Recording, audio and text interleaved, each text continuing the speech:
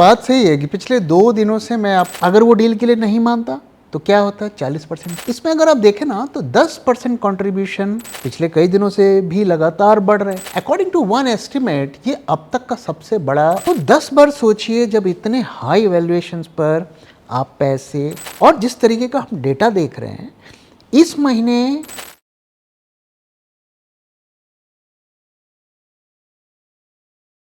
Sir, पिछले 2 दिनों से आप एक बाउंस की बात कर रहे थे। आज हमें छोटा मोटा एक बाउंस तो देखने को मिला, तो क्या इस बार मार्केट गिर सकता है? बात सही है कि पिछले 2 दिनों से मैं आपको कह रहा था कि शॉर्ट करने से थोड़ा हेजिटेट करना चाहिए क्योंकि एक बाउंस की पॉसिबिलिटी है। हालांकि बाउंस हो चाहे फॉल हो, वो दोनों ही केस में हमें ज़्यादा मार्केट में उठापटक देखने को नहीं मिलती। मैंने ऐसा भी शेयर किया था क्योंकि डेटा में कोई ज़बरदस्त बदलाव नहीं दिख रहा है, पोजीशंस में कोई ज़बरदस्त बदलाव नहीं दिख रहा है, वोलेटिलिटी में कोई ज़बरदस्त बदलाव नहीं दिख रहा है। इसके बावजूद भी ऐसे इंडिकेशंस थे कि बाउंस आएगा और आज बाउंस हमें देखने को भी मिला। अर्ली मॉर्निंग में हमें थोड़ा मार्केट प्रेशर में दिखा, लेकिन फिर later part of the day में हमें शार्प बाउंस देखने को मिला। बहुत ज़्यादा नहीं था लेकिन फिर भी बाउंस तो था, और इतनी बेरिश सेंटिमेंट्स होने के बावजूद भी जो है मार्केट्स ग्रीन में क्लोज हुए। निफ्टी बैंक निफ्टी दोनों हुए। और ऐसा क्यों हुआ? ऐसा इसलिए हुआ क्योंकि अब वीकेंड है और ट्रेड डील्स की कुछ खबरें तो आ ही रही हैं। शायद हो जाए, शायद जैसा हम एक्सपेक्ट कर रहे हैं वैसा ना हो, लेकिन शायद कुछ हो जाए। तो इसकी वजह से क्या हुआ कि ट्रेडर्स ने आज अपनी पोजीशंस कट की, दोनों तरफ की पोजीशंस कट की। पिछले 3 दिनों से मार्केट्स गिर रहे थे और हमने भी आपसे कहा था कि 25,600 के नीचे अगर शॉर्ट पोजीशंस कैरी कर रहे हैं तो करिए। आप में से कई लोगों ने भी किया होगा। तो अब ऐसे में क्या होता है कि जब लोग श्योर नहीं होते हैं तो फिर वो अपनी पोजीशंस को कट करते हैं। तो आज शॉर्ट्स कट किए होंगे उन्होंने, मार्केट में बाउंस हमें देखने को मिला। लेकिन इसका ये मतलब नहीं है कि सब कुछ अब फाइनल हो गया। अभी भी हम मार्केट जो है ना, अगर आप डेटा देखेंगे अभी भी वेट एंड वॉच मोड में है। अभी भी वो एंटिसिपेट कर रहे हैं कि पता नहीं क्या होगा, वो श्योरिटी नहीं है। तो इसलिए थोड़ा हमें इंतज़ार करना चाहिए और जो ट्रिगर है ट्रेड डील का, उसका हमें थोड़ा वेट करना चाहिए बड़ी पोजीशंस बनाने से पहले। सर, कुछ खबरें आ रही हैं कि ट्रेड डील ऑलमोस्ट फाइनल हो गया है। अब इस बारे में आपका क्या कहना है? देखो, ट्रेड डील तो होनी ही है। किस फॉर्म में, किस शेप में होगी, उस पर बात की जा सकती है। कई इंडिकेशंस है। अगर आप देखो, अगर आप विक्स को देखो, वहाँ पर कोई मेजर उठापटक नहीं हो रही है। ऐसा लग रहा है कि मार्केट इज़ एश्योर्ड कि कुछ ना कुछ हो जाएगा। आप करेंसी को देखो, रुपया देखो अगेंस्ट डॉलर, वहाँ पर भी थोड़े हमें स्ट्रेंथ देखने को मिल रही है। इन एंटिसिपेशन की डील हो जाएगी। कुछ ऐसी खबरें भी आई हैं कि डील्स हो गई है, जिस फॉर्म में हम एक्सपेक्ट कर रहे थे उस फॉर्म में शायद ना हो। और अगर आप देखो वियतनाम की, अगर आप डील देखो, वहाँ पर क्या हुआ, उसी फॉर्म की कुछ डील हो सकती है। और उस डील को हम अच्छी तो नहीं कहेंगे क्योंकि उसमें क्या प्रोविजंस है कि जो अमेरिका सामान बेचेगा वियतनाम में वो तो ड्यूटी फ्री होगा, उसमें कोई टैरिफ नहीं लगेंगे। जो वियतनाम बेचेगा अमेरिका को, एक्सपोर्ट करेगा, उसमें ड्यूटी लगेंगे। तो उसमें ड्यूटी कम लगेंगे। पहले 40% लगते हैं, अब वो 20% लगेंगे या 15% लगेंगे। तो कहीं ना कहीं वियतनाम ये डील के लिए एग्री क्यों किया? उसके पास कोई ऑप्शन नहीं था। अगर वो डील के लिए नहीं मानता तो क्या होता है, 40% टैरिफ लगते। अब कम से कम उससे कम लग रहे हैं। अब वियतनाम की अगर हम बात करें, टू सम एक्सटेंट पाकिस्तान है, बांग्लादेश हैं। अभी तो बांग्लादेश की हालत ख़राब है, लेकिन ये सारी कंट्रीज़ काफ़ी एक्सपोर्ट्स करती हैं यूएसए में, खास करके अपैरल्स, कपड़े जो होते हैं काफ़ी made in Vietnam, made in Sri Lanka, made in Bangladesh, ये सब वहाँ पे बिकते हैं। तो उनको अपनी इकॉनमी को बचाने के लिए मजबूरन ये डील करना पड़ा, और शायद हमें भी उसी लाइंस पर डील करना पड़ेगा। तो एक तरफ कुआं है और एक तरफ खाई है। तो इसमें हमें कोई ना कोई डिसीजन लेना पड़ेगा। तो उसी लाइंस पर इंडिया की डील्स भी होंगी और अब वो देखना पड़ेगा क्या निकल कर आता है। लेकिन जिस तरीके की खबरें आ रही हैं, देखो हम वापस उसी सिचुएशन में तो नहीं पहुंचेंगे जो हम अप्रैल से पहले वाले सिचुएशन में थे। तो ऐसे हो चाहे वैसे हो, टैरिफ का सामना तो हमें करना ही पड़ेगा। सर, ये जो हमें पिछले 2-3 महीनों से रैली देखने को मिल रही है, इसमें बड़ा कंट्रीब्यूशन रिलायंस इंडस्ट्रीज़ का है। तो सर, उधर कुछ फंडामेंटल चेंजेस हो रहा है क्या? हाँ, ये बात सही है कि अगर आप मार्च के बाद जो रैली देखेंगे, निफ्टी करीब करीब मुझे लगता है कि 37-3800 पॉइंट्स गेन किया है लो से। इसमें अगर आप देखें ना तो 10% कंट्रीब्यूशन तो सिर्फ रिलायंस का है। यानी कि ये 3500 पॉइंट्स जो होंगे, इसमें से करीब 400 पॉइंट्स तो रिलायंस इंडस्ट्रीज़ के ही हैं। 10% के, इससे ज़्यादा रिलायंस इंडस्ट्रीज़ ने कंट्रीब्यूट किया है। और साथ में सेकंड जो कंट्रीब्यूटर है वो है एचडीएफसी बैंक, उसने भी करीब 7.8 to 8% कंट्रीब्यूट किया है। तो ये दोनों स्टॉक्स का बहुत बड़ा कंट्रीब्यूशन है इस रैली में। अब रिलायंस इंडस्ट्री में अगर हम इस रैली को देखें, क्या ट्रिगर्स हैं? देखिए, मैंने पहले भी आपके साथ शेयर किया है कि रिलायंस की ग्रुप की कंपनीज़ हो गई, अदानी ग्रुप्स की कंपनीज़ हो गई, इनका मार्केट कैप इनके लिए बहुत इंपॉर्टेंट होता है। जब भी इनका शेयर प्राइस गिरेगा, ये कुछ ना कुछ ऐसा करेंगे, रिस्ट्रक्चरिंग करेंगे कि स्टॉक के प्राइस में रिकवरी हो, क्योंकि इतना इन्होंने कर्जा ले रखा है और वो सब अपने शेयर प्राइस गिरवी रख के रखे। जैसे ही इनके शेयर प्राइस गिरने लगते हैं, मार्जिन कॉल्स आने की प्रोबेबिलिटी बढ़ जाती है, तो कुछ ना कुछ ये ऐसा करते हैं ताकि शेयर प्राइस वापस से रिकवर हो जाए। अब हम देख रहे हैं कि रिलायंस जो है पिछले 1 साल से गिर रहा है और यही मार्केट को ज़्यादा गिरा रहा था। ओके, तो अब क्या न्यूज़ आई है? न्यूज़ आई है कि रिलायंस जो है, इनके जितने भी एफएमसीजी के प्रोडक्ट्स हैं, हम जानते हैं रिलायंस कपड़ों में भी काम करता है, इनके बेवरेजेस हैं और साथ में आप इनके जो लेबल्स हैं, कई तरीके के एफएमसीजी प्रोडक्ट्स वो बनाता है, अलग अलग कंपनीज़ में बनाता है। तो अब क्या रिलायंस क्या कर रहा है, उन सब कंपनीज़ को एक अम्ब्रेला में डालकर एक नया उसका आईपीओ लेकर आ रहा है। ऐसा उन्होंने एनसीएलटी में फाइलिंग की है। तो अब ये ट्रिगर है। हम जानते हैं इससे पहले उन्होंने जियो फाइनेंस को भी अलग कर दिया, हालांकि उस कंपनी में अभी तक कोई बिजनेस नहीं है, लेकिन उसकी वजह से उनका ओवरऑल मार्केट कैप ग्रुप का जो है वो बढ़ गया। और अभी भी हम जानते हैं रिलायंस जियो में भी अभी पिछले कई महीनों में रैली हमें देखने को मिली। तो इस तरीके की चीज़ें होने लगती है और ये जो है एक नया उनका ट्रिगर है। तो एफएमसीजी की अब लिस्टिंग होगी और उसके एंटिसिपेशन में स्टॉक्स बढ़ रहे हैं, पिछले कई दिनों से भी लगातार बढ़ रहे हैं। तो ये हो रहा है। तो ये जो मार्केट में हमें रैली देखने को मिली है, ये अक्रॉस द बोर्ड सभी सेक्टर्स ने कंट्रीब्यूट नहीं किए, कभी हैंडफुल स्टॉक्स जो हैं। और ये रैली लार्ज कैप ड्रिवन है, ये मिड कैप स्मॉल कैप ने ज़्यादा पार्टिसिपेट नहीं किया। निफ्टी 6-7% अप रहा है इस साल, लेकिन अगर आप स्मॉल कैप को देखेंगे वो नेगेटिव रिटर्न दे रहा है और मिड कैप भी करीब 1-1.5% रिटर्न दे रहा है। तो ये लार्ज कैप में जो डीआईएस ने लगातार बाइंग की है वो मार्केट को खींच के लेके गया है। सर, आईपीओ की बात अगर की जाए तो एनएससी का आईपीओ तो ऑलमोस्ट फाइनल हो ही गया है एंड काफ़ी बड़ा आईपीओ ये होने वाला है, ऐसा खबरें आ रही हैं। तो सर, क्या हमें इस वक्त ग्रे मार्केट की तरफ देखना चाहिए और वहाँ से शेयर्स खरीदने की कोशिश करनी चाहिए? ग्रे मार्केट में काफ़ी हलचल हो रही हैं, ओके, और स्टॉक की ओनरशिप भी काफ़ी बड़ी है। पिछले 3 महीनों में जब से ये खबर आई है कि ये आईपीओ निकल जाएगा, तब से अगर आप देखें तो ग्रे मार्केट में जो उनका 1500 का स्टॉक्स बिक रहा था एनएससी का, वो बढ़ के अब 2200-2300 हो गया है।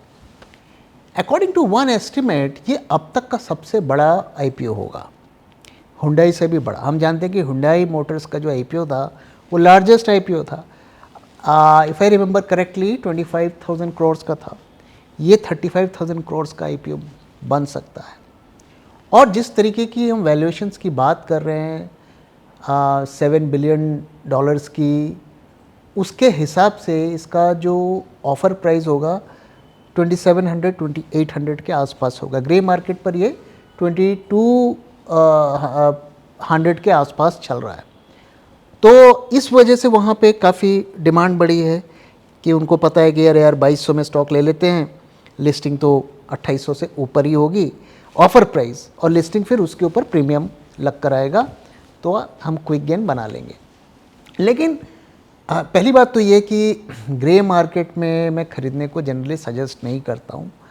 वो ठीक है, आप स्पेकुलेशन में क्विक पैसे बनाने के लिए आप ले लें, लेकिन ग्रे मार्केट में अगर आप लेते हैं और जब ये आईपीओ आएगा उस वक्त ये क्या सिचुएशन होगी, मार्केट की क्या सिचुएशन होगी, वी डोंट नो दैट।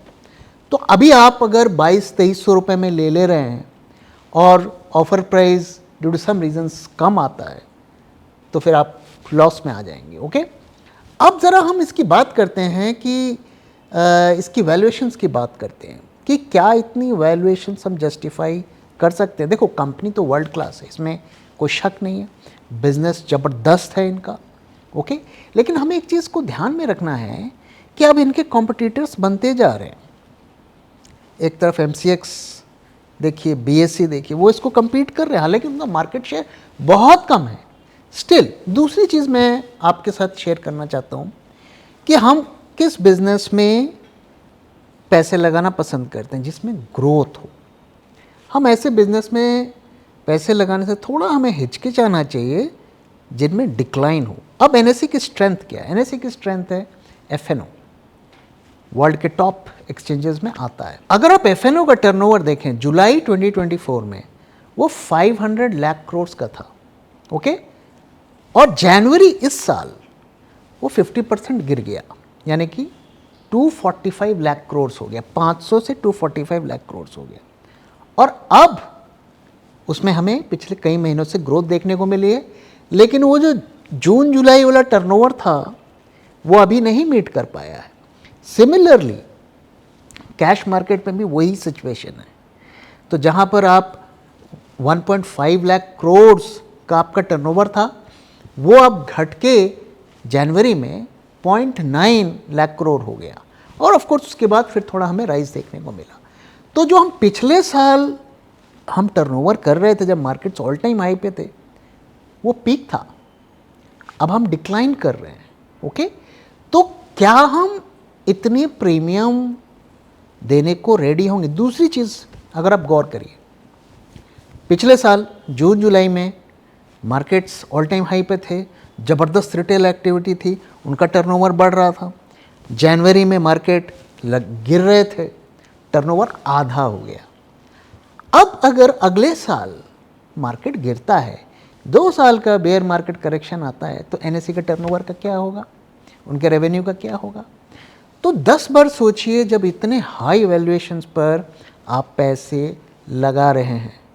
और साथ में हमें ये नहीं भूलना चाहिए कि अब नए नए डेरिवेटिव्स सिस्टम में आ रहे हैं, जिनमें आप एमसीएक्स भी compete करेगा, बीएसई भी compete करेगा, और एनएसई तो रहेगा ही। तो इसलिए हम ये सोचकर उसको वैल्यूएशंस ना दें कि ये तो मोनोपोली बिजनेस है। अब उनका मोनोपोली काफ़ी हद तक कम हो गया है, इसलिए थोड़ा वैल्यूएशंस फ्रंट पे हमें केयरफुल रहना चाहिए। ठीक है, आप 2-4-10 स्टॉक अपने रिस्क एपेटाइट के हिसाब से ले रहे हैं, दैट इज़ ओके, लेकिन कोई बड़ी इन्वेस्टमेंट ये सोच के करना कि भाई यहाँ तो गारंटीड पैसे बन ही जाएंगे, वो उसकी सलाह मैं नहीं दूंगा। जून 2024 को अगर आप निफ्टी में पैसे लगाते तो आज आपके रिटर्न्स बनते सिर्फ 6.5%, और अगर आप बुल ट्रैक 2024 पोर्टफोलियो में पैसे लगाते तो आज आपको दुगने से भी ज्यादा रिटर्न मिलता। और गौर करने वाली बात यह है कि पिछले दिनों जो मार्केट में हमें ब्लड बाथ देखने को मिला, उस ब्लड बाथ में भी हमारे पोर्टफोलियो ने लगातार पॉजिटिव रिटर्न्स दिखाए। और ये कोई तुक्का नहीं है, क्योंकि ऐसे ही शानदार रिटर्न्स हमने अपने 2021 पोर्टफोलियो में भी अपने सब्सक्राइबर्स को दिए थे। 2021 के पोर्टफोलियो में 21 में से 7 स्टॉक्स ने 100% से भी ज्यादा पीक रिटर्न्स दिए, और 15 स्टॉक्स ने 50% से भी ज्यादा रिटर्न्स दिए। और कई स्टॉक्स जैसे कि भेल and Cochin shipyards multi bagger साबित हुए। तो आखिर हम ऐसा कैसे कर पाए? Being a SEBI registered RA, I can tell you, सिर्फ फंडामेंटली स्ट्रॉन्ग स्टॉक को सिलेक्ट करने से ही आपका पोर्टफोलियो ग्रीन में रहेगा, ऐसा जरूरी नहीं। उसके साथ टेक्निकल, क्वांटिटेटिव और डेटा एनालिसिस भी जरूरी होती है। सबसे जरूरी है कि आप स्टॉक को किस प्राइस पर खरीद रहे हैं, और इसीलिए हर स्टॉक को जो हम बुल ट्रैक पोर्टफोलियो में ऐड करते हैं उसे गुजरना पड़ता है bull track in house research के 10 स्ट्रिंजेंट क्राइटेरिया से, ताकि आपको मिले एक शानदार स्टॉक एक शानदार प्राइस में। तो देर किस बात की, आज ही सब्सक्राइब करिए बुल ट्रैक पोर्टफोलियो को हमारी वेबसाइट bulltrack.in को विजिट करके, या स्क्रीन पे दिए हुए नंबर से हमसे कांटेक्ट करिए। Investment in securities market are subject to market risks. Read all the related documents carefully before investing. Sir एक बात बताइए, मार्केट में अनसर्टेनिटी तो बनी हुई है बट विक्स में कोई हालचाल ही नहीं है, तो ये किस तरफ इशारा कर रहा है हम लोग को? राइट, अभी आप 2-3 हफ्ते पहले जाएंगे तो विक्स 22 के आसपास घूम रहा था, और 22 से होते होते होते होते हम 12 पे आ गए। 10 पॉइंट्स का हमने ड्रॉप लिया। नाउ ये जो रेंज है विक्स की 10 to 12%, ये नॉर्मल रेंज है। मतलब मार्केट्स लाइक इस स्टेट पे हैं कि यार ठीक है, हमें किसी की कोई फिक्र नहीं है, सब कुछ जैसा चल रहा है कुछ टाइम तक तो वैसा ही चलेगा। लेकिन हमें एक चीज़ नहीं भूलनी चाहिए कि विक्स हो या वोलेटिलिटी हो, ये हमेशा एक साइकिल पे मूव करता है, और ना तो ये टॉप पे ज़्यादा देर तक रहता है ना ये बॉटम में ज़्यादा देर तक रहता है। नीचे की रेंज क्या है? 10 to 12। हमने पिछले 6-7 दिनों से हम उस पर वेट कर रहे हैं। ओके, हम लोअर रेंज पर विक्स चल रहा है, तो यहाँ से ऊपर जाने की पॉसिबिलिटी बहुत ज़्यादा है। दूसरी चीज़ हमें ध्यान में रखना है कि ये जो वोलेटिलिटी है ना, यूजुअली ये वर्ल्ड वाइड वोलेटिलिटी को ही फॉलो करता है। तो दुनिया भर में वोलेटिलिटी इस वक्त डाउन है, और कोई भी एक मेजर नेगेटिव ट्रिगर इसमें प्राइस्ड इन नहीं है वोलेटिलिटी में। तो अगर इतना भी नेगेटिव आता है ना, तो ये विक्स ज़बरदस्त शूट करेगा। ओके, तो ये टाइम हमें लॉन्ग वोलेटिलिटी रहने का टाइम है, क्योंकि ऑलरेडी हम वोलेटिलिटी में काफ़ी नीचे आ चुके हैं, हम निचले रेंज पे चल रहे हैं। तो इसलिए जस्ट बिकॉज विक्स शांत पड़ा हुआ है, हमें ये नहीं सोचना चाहिए कि मार्केट से सारे रिस्क चले गए। हमें ये सोचना चाहिए कि जो अनसर्टेनिटी है वो प्राइस्ड इन नहीं है मार्केट में, और ज़रा भी नेगेटिव फैक्टर आएगा तो ज़बरदस्त हमें उछाल देखने को विक्स में मिल सकता है, और मार्केट में ज़बरदस्त उठापटक भी हमें देखने को मिल सकती है। सर ऑडियंस के सवाल ले लेते हैं, बड़ा सा सवाल आज भी है। Hello sir, love your videos and your holistic analysis. Just a query, what I have seen is usually FIIs build their short positions quietly on an up move and only initiate downside move only once they build huge shorts. But if you see the recent 2-3 days data, they are building their future shorts aggressively on a down move. Is it normal? Or they pushing the market down aggressively for a short pullback and rally again like they did in April? After April 8 huge gap up rallies? आपकी observation सही है कि कोई भी बड़ा trader हो, खास करके इंस्टीट्यूशनल इन्वेस्टर हो, वो हमेशा रिवर्स पोजीशन बनाता है, कॉन्ट्रारियन प्ले करता है। चढ़ते मार्केट में शॉर्ट बनाना आसान होता है, आपको अच्छे प्राइस पे मिल जाते हैं, और आपको जितनी क्वांटिटी चाहिए आप उसको उसमें पोजीशन बना सकते हैं, क्योंकि रिटेल वाला बेधड़क खरीदता है और आप उसे शॉर्ट्स अपनी क्रिएट कर सकते हैं उनको यूज़ करके। अब आपकी जो ऑब्जर्वेशन है कि पिछले 3 दिनों से मार्केट गिर रहा है और वो शॉर्ट अप बिल्ड कर रहे हैं, तो ये बात सही है कि उन्होंने पिछले 3-4 दिनों में काफ़ी शॉर्ट्स क्रिएट किए हैं इंडेक्स फ्यूचर्स में। 60,000 के आसपास उनके शॉर्ट्स अभी बने हुए हैं। पिछले महीने के काफ़ी शॉर्ट्स उन्होंने पिछले एक्सपायरी में कट भी किए थे, और उसके बाद वापस से उन्होंने अपने पोजीशंस को डबल किया। लेकिन आपका जो ये ऑब्जर्वेशन है ना कि गिरते मार्केट में शॉर्ट्स बना रहे हैं, वो मैं उससे थोड़ा डिसएग्री करता हूँ। अगर आप डे टू डे देखेंगे तो 30 पॉइंट्स डाउन, 40 पॉइंट्स डाउन, आप उसे गिरता मार्केट मान सकते हैं। लेकिन मैं इसको ऐसे देखता हूँ कि हम ऑल टाइम हाई से 3-4% नीचे ही है और हम एक ऊपर के लेवल पर सस्टेन हो रहे हैं। तो ये तो बुलिश मार्केट है। आप किसी भी रिटेल वालों से बात करिए, उसका आउटलुक क्या है? मार्केट बुलिश है, वो तो बुलिश है। तो वो अभी भी चढ़ते मार्केट में ही शॉर्ट्स बना रहे हैं। और जिस तरीके का हम डेटा देख रहे हैं, इस महीने मेजर एक्शन होने के चांसेस कम है। अगर मैं पोजीशंस को देख के बात करूं, अगले महीने में पोजीशंस में ज़्यादा एक्टिविटी दिख रही है, क्योंकि ये अभी ट्रेड डील 9-10 तक आएगी और फिर उसके बाद 1-2 हफ्ते रह जाएंगे। हो सकता है वो बाद में पोजीशंस बनाए। फिलहाल ज़्यादा एक्शन नेक्स्ट मंथ में ही हो रहा है। तो जो आपका असेसमेंट है वो सही है कि वो चढ़ते मार्केट में शॉर्ट्स बनाते हैं और अभी भी वही कर रहे हैं, ऐसा मेरा मानना है। Sir last but not the least, अगले कुछ दिनों में मार्केट को लेके आपका क्या व्यूज़ है? देखिए, डेटा को अगर मैं देखूं, आज का डेटा भी देखूं, कोई मेजर पोजीशंस ऐड नहीं हुई हैं। फ्यूचर्स में अगर मैं देखूं, आज के दिन पोजीशंस कट हुई है। शॉर्ट्स बिल्डअप नहीं दिख रहे हैं, लॉन्ग बिल्डअप भी नहीं दिख रहा है। नेक्स्ट मंथ में पोजीशंस ऐड हुए हैं, बहुत ज़्यादा नहीं हुए हैं। I think 3500 contracts type add हुए हैं। ओके, प्रीमियम्स में दोनों महीने में हल्का सा ड्रॉप देखने को मिला है। ओके, पुट कॉल रेशियो बढ़े हैं। डेटा में कोई मेजर हमें क्लूज़ नहीं मिल रहे हैं कि कुछ होने वाला है। जैसा मैं लगातार आपके साथ शेयर कर रहा हूँ, वेट एंड वॉच मोड में ही चल रहा है। आज पोजीशंस कटी हैं, बुल्स वाले भी काटे, बेट्स वाले भी काटे, दोनों को डर लग रहा है, क्योंकि खबरें आ रही हैं डील हो गई है। तो अगर डील हो जाएगी तो शॉर्ट वाला टेंशन में आ जाएगा, और डील अगर हमारे एक्सपेक्टेशन के हिसाब से नहीं हुई तो लॉन्ग वाला टेंशन में आ जाएगा। तो इस वक्त पूरा market wait and watch mode में है। विक्स में भी कोई उठापटक नहीं हो रही है। तो इसलिए मेरा ये रिक्वेस्ट है कि 2-3 दिन रुक जाइए।